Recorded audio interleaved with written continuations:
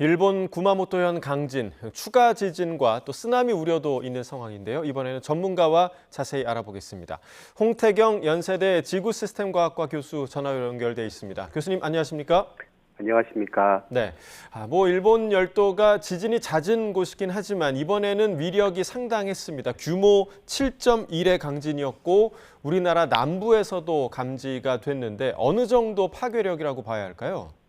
네, 규모 7.1 지진이 만들어낸 강도는 매우 커서요. 일본 기상청이 발표한 진도 계급으로는 7인데 이 7이 일본 기상청에서 만들어낸 진도 계급으로는 가장 큰 규모입니다. 예. 이 정도 되는 진도가 발생하게 되면 내진 성능이 취약하거나 내진 성능이 돼 있더라도 약한 지진에 대비되어 있는 건물이라면 파손이 매우 클 수밖에 없고요. 일부는 붕괴가 될 수 있는 그런 정도의 강진동입니다. 그래서 진앙지에서는 0.2G 중력가속도 G 20%를 넘어서는 진동을 만들어냈기 때문에 웬만한 내진 성능을 갖춘 건물이라면 아주 큰 피해를 입을 수밖에 없는 진동을 만들어냈습니다. 예, 내진 설계가 되어 있어도 피해를 입을 수밖에 없는 강도였다라고 설명을 해주셨는데 지난 2016년에도 구마모토에서 지진이 발생했었잖아요. 근데 그때는 전진 이후에 28시간 뒤에 더 큰 본진이 왔었거든요. 그러면 어제 지진이 본진에 앞선 전진에 해당할 수도 있는 겁니까? 그럴 가능성도 완전히 배제할 수는 없는데요. 예.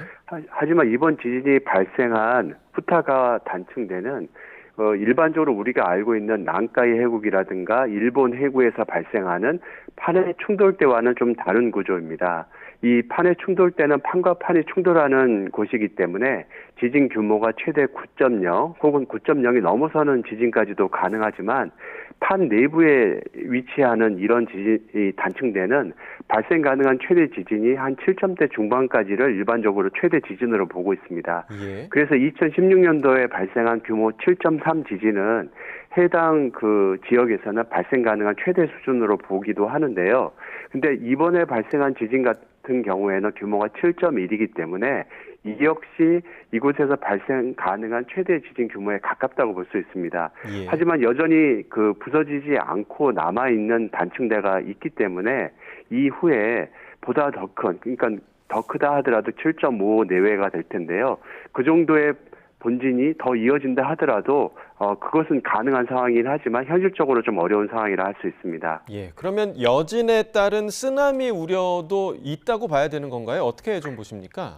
이 후타가 단층대가 이 남서 방향으로 부서지면서 이번에 지진이 발생을 했는데 예. 이 단층대가 해안가로 쭉 연결이 되어 있거든요. 예. 근데 이 해안가로 연결된 단층대의 끝단이 해역에서 발달해 있는 경우라고 한다면 추가 지진이 발생하게 될 때 쓰나미도 동반할 가능성이 있긴 합니다. 하지만 해역까지 단층대가 어느 정도 연결이 돼 있는지 또 그곳에서 큰 지진이 발생할 수 있는지 여부에 따라 쓰나미 발생 여부를 판단할 수 있고요. 근데 현재로서는 이 지진이 발생한 위치, 본진이 발생한 위치로 봤을 때는 내륙 위주로 여진이 발생할 가능성이 높아 보이긴 합니다만 예. 지금 발생하는 여진의 분포가 점차 해역까지도 확대되어 나가는 형태를 보이고 있기 때문에 아직까지 안심하기는 어려운 상황입니다. 네, 안심할 수 없는 상황이다. 자, 이번 지진으로 대형 쇼핑몰도 붕괴가 됐고 또 제지 공장에서도 사고가 있었습니다. 오늘 공식 집계된 사망자 수가 13명으로 늘기도 했는데 일단 그 대형 쇼핑몰 같은 경우는 일본 정부가 가스 누출로 폭발이 일어나서 이제 건물이 무너졌다 이렇게 보고 있는데 그럼 추가 피해 우려도 남아 있는 상황인 거죠? 네, 일반적으로 도심 지진이 이런 이유 때문에 매우 무섭고 또 제어하기도 어렵습니다. 예. 이 도심에서 발생하는 지진 같은 경우에는 건물을 크게 흔들게 되고 교량이나 도로를 이제 파손하는 일들을 동반하게 되는데요. 건물을 크게 흔들게 되면 건물 안에 있는 여러 배관들을 파손시키게 되고 이 가운데는 이제 가스 배관 같은 것들을 폭발시키거나 상하수도 관들을 이제 또 건드리게 되겠는데 예. 이런 가스 배관들을 건들게 되면 이제 폭발로 연결되고 이번 쇼핑몰 폭발 사고도 이와 연관된 것으로 보이게 되는데요.